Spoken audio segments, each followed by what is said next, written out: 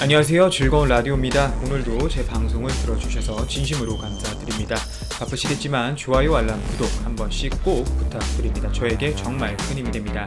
오늘은 두 가지 주제에 대해 제가 말씀드리려고 합니다. 오늘의 첫 번째 주제, 일본, 한국 아이 태어날 때부터 차별과 상처를 주겠다는 현재 상황, 대규모 유모차 부대 등장에 놀란 일본 아베 정부, 해외 반응, 일본 반응, 한일 갈등 영원할 듯, 이런 주제로 여러분들과 먼저 이야기를 나누어 보도록 하겠습니다. 현재 일본 내에서 제1동포 유모차 부대가 등장했다는 소식이 일본 내에서 화제가 되고 있습니다. 그것도 집회 참여를 위해서인데요. 실제 인터뷰를 통해 3살 아이에게까지 민족 차별을 하다니 지나치게 가혹합니다 라는 말을 해서 화제가 되고 있습니다. 저와 함께 좀 더 그 내용을 알아보시죠.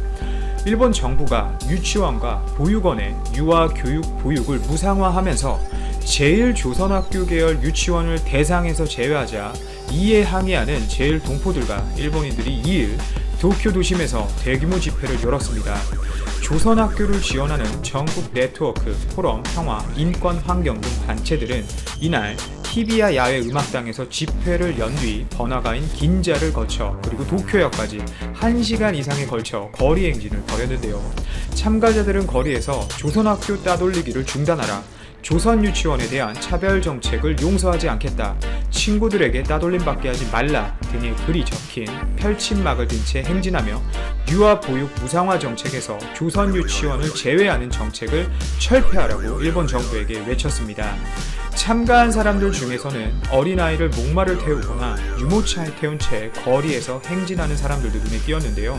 실제 한 참가자는 일본 정부가 태어날 때부터 차별을 받는 상처를 주려고 하고 있다고 분통을 터뜨리기도 했습니다. 결국 이런 부분은 뱃속에서부터 아이들에게 한일 갈등을 가르치는 것밖에 되지 않는 것이죠. 실제 일본 정부는 지난달 1일부터 유아 교육 보육시설에 대해 무상화 정책을 실시하고 있습니다. 유치원의 경우 원생 1인당 월 25,700엔, 우리나라 돈 약 27만 7,600원을 지원하는데 일시 보육을 하는 경우 11,300엔, 우리나라 돈으로 약 12만 2,100원을 추가로 지원하고 있는데요. 최근 일본 정부는 10월부터 이 소비세 인상이라는 카드를 꺼내 문제가 되고 있는데, 일본 정부는 소비세율 인상을 8%에서 10%, 약 2% 올려서 생긴 세수 증가분을 무상화의 이 재원으로 사용하는데, 조선학교가 운영하는 조선 유치원을 이 세수가 올린 상황에서 외국 출신 어린이들이 다니는 국제 유치원 등과 함께 대상에서 제외해 버린 것입니다. 일본 전체의 조선 유치원은 40곳인데 이 40곳 모두가 일본 정부의 지원을 받지 못한다는 소리죠. 제1동포라고 또 소비세를 덜 내는 것도 아닌데 완전한 차별 정책으로서 단지 이 한국인의 피가 섞여 있다는 이유로 경제적으로 어려운 제1동포가 있을 수 있음에도 불구하고 지원을 받지 못하는 것입니다. 결국 조선 유치원이 대상에서 빠지며 무상화 정책에서 차별받는 상황이 되자 조선 총명계를 비롯한 제1동포들과 조선 학교 그리고 조선 유치원에 애정을 가진 일본 시민들 또한 거세게 반발하고 있는데요. 주최 측에 따르면 이날 집회와 거리 행진의 참가자들은 약 5,500명이나 됐습니다. 실제 대규모 집회가 드문 일본에서는 이례적으로 많은 인원이 참가한 것으로 이번 사건은 그만큼 제1동포 사회와 일본 시민사회의 분노가 크다는 것을 증명하는 것이죠. 참가자들은 이날 집회에서 아베 신조 이 일본 총리와 문부과학상 그리고 후생노동상을 수신인으로 하는 요청문을 발표하고 조선 유치원을 포함한 모든 유치원을 무상화 대상으로 적용하라고 촉구했습니다.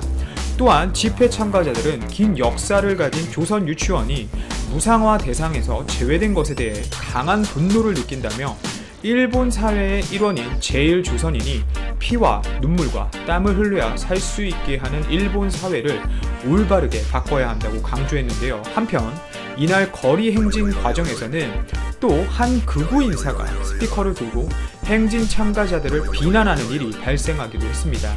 하지만 혐한 반대운동 활동가 카운터들이 더는 헤이트 스피치를 하지 말라고 써진 펼침막을 들고 이 인사를 둘러싸며 행진 참가자들과 분리시켜 다행히 큰 혼란은 생기지 않았다고 하는데요. 현재 일본은 노인 인구의 급증으로 인해 문제가 많은 상황임을 분명 알고 있고 이 어린 아이, 아기가 얼마나 소중한 존재인지에 대해 분명 알고 있음에도 불구하고 이런 차별성 정책을 하고 있는 것 같습니다. 실제 한 지역에서는 어린아이의 아기의 울음소리가 사라졌다는 이야기까지 있는데요. 이런 정책은 결국 절대적으로 의도된 정책이라는 것이죠. 결국 자유와 평등을 주장하고 있는 일본이지만 이번 사건을 통해 일본 내부 정책이 얼마나 이 한쪽으로 치중되어 있고 한국을 배제하는 정책인지에 대해 다시 한번 세상을 통해 알린 사건이 아닌가 싶은데요. 일본 정부가 한국과 관련된 것이라면 사람이라도 태어날 때부터 차별을 주며 상처를 주려는 현재 상황이었습니다. 개인적으로 안타까운 소식인데 조속히 해결됐으면 합니다. 다음 소식은 두 번째 주제로 아주 시원한 주제입니다. 일본을 대응하기 위해 현재 우리나라가 카드를 준비하고 있는 소식인데요. 일본이 우리나라 측의 대응 방향에 대해 굉장히 긴장하고 있는 것으로 현재 알려졌습니다. 그 이유는 일본 정부가 우리나라를 상대로 한 번도 이긴 적이 없기 때문인데요. 좀 더 저와 함께 알아보시죠. 정부가 일본의 수출 규제와 관련해 다음 달 2차 양자 협의를 열 계획이며 여기서도 해결책을 찾지 못하면 분쟁 해결 1심 역할을 하는 패널 설치를 세계무역기구 WTO에 요청할 계획이라고 밝혔습니다. 정부는 지난달 31일 오전 정부 서울청사에서 홍남기 부총리 겸 기획재정부 장관 주재로 일본 수출 규제 대응 관계 장관 회의를 열고 이런 내용 등을 논의했다고 기재부가 직접 밝혔는데요. 이 회의는 실제 이낙연 국무총리의 일본 방문 이후 처음 열린 관계 장관 회의로 이 총리의 방일 결과를 공유하고 부처별 수출 규제 대응 진행 상황을 확인하기 위해 열렸던 회의입니다. 산업통상자원부는 이 WTO 제소 진행 과정을 설명하며 다음 달 중으로 2차 양자 협의를 하는 방안을 계획하고 있다고 밝혔는데 그 이유는 한일 양국이 지난달 11일 1차 양자 협의에 나섰지만 합의안을 실질적으로 도출하지 못했기 때문입니다. 우리나라 측에는 넘어가기도 하고 우리나라 측에서 넘어가기도 하고 의견 제시를 해도 일본은 수출 규제와 관련해서 사실상 묵묵부답인 상태이고 본인들 피까지 흘리면서 예를 들자면 불화수소 수출액이 99% 이상 급감하는 모습까지 보여줬기 때문에 사실상 이 우리나라와 더 이상 협상은 없다는 식으로 나오고 있기 때문입니다. 결국 이런 모습 때문에 정부가 다음 달 중으로 2차 양자 협의를 열고 해결이 되지 않으면 패널 설치를 추진하겠다는 입장을 강력히 일본 측에 내비친 것인데요. 패널 설치는 양자 협의 요청서 수령 후 60일 이내에 당사국 간 합의에 실패한 경우 요청할 수 있기 때문에 현재 우리나라가 추진하고 있는 겁니다. 실제 한국과 이 일본의 세계무역기구 WTO에서 지금까지 6건의 분쟁이 있었으며 이 중 분쟁이 마무리된 3건의 경우 한국이 사실상 거의 전승한 것으로 파악되었고 또 최근 결과가 나온 공기압 밸브에 대해서도 사실상 한국의 손을 들어주어 판결이 어느 정도 나온 부분에 있어서는 일본은 사실 우리나라를 단 한 번도 제대로 이긴 적이 없습니다. 실제 정확하게 한일 간 WTO 분쟁이 마무리된 사안은 3건이라고 볼 수 있는데요. 이 가운데 2건은 일본의 김수입 쿼터와 하이닉스 D램 상계 관세를 모두 한국이 제소했고 그리고 한국이 이겼습니다. 우선 김 분쟁의 경우 한국이 지난 2004년 일본의 김수입 쿼터제 철폐를 요구하며 WTO에 제소했으나 결국 일본이 꼬리를 내리고 2006년 한국산 김수입을 대폭 늘리기로 하면서 한국의 제소 취하로 마무리되었었고 D램 분쟁은 일본이 하이닉스의 D램에 27.2%의 상계 관세를 부과하면서 불거졌었습니다. 이 건 또한 2009년 4월 WTO의 최종 판정에서 한국이 승소하면서 일본의 관세 철폐로 종료되었는데요. WTO에서 마무리된 분쟁 중 나머지 한 건은 일본이 제기한 사안으로 후쿠시마 주변산 수입물 수입 금지 조처를 둘러싼 분쟁인데 이건 솔직히 말도 안 되는 건이죠.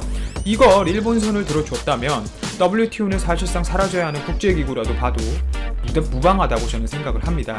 이거 일본 손 들어줬으면 우리나라에서 역수출해가지고 유럽도 다 먹으라고 하고 제소했어야 할 수준의 문제였는데, 당연히 이 부분은 일본이 제소했으나 우리나라가 올해 4월에 승리했습니다. 실제로 우리나라가 WTO에 일본 수출 규제권에 대해서 제소하겠다고 하면서 정부 관계자가 승리할 자신이 있으니 우리가 직접 제소하지 않겠냐라는 발언까지 했기 때문에, 여태 전적을 보았을 때 단 한 번도 일본은 제대로 승리한 적이 없기 때문에 굉장히 긴장하고 있는 상태라고 합니다. 패널들이 제대로 된 판단을 해줄 것이라 믿고 오늘 방송을 이만 마치도록 하겠습니다. 오늘도 제 방송을 들어주셔서 진심으로 감사드리고 이만 방송을 마치도록 하겠습니다. 감사합니다.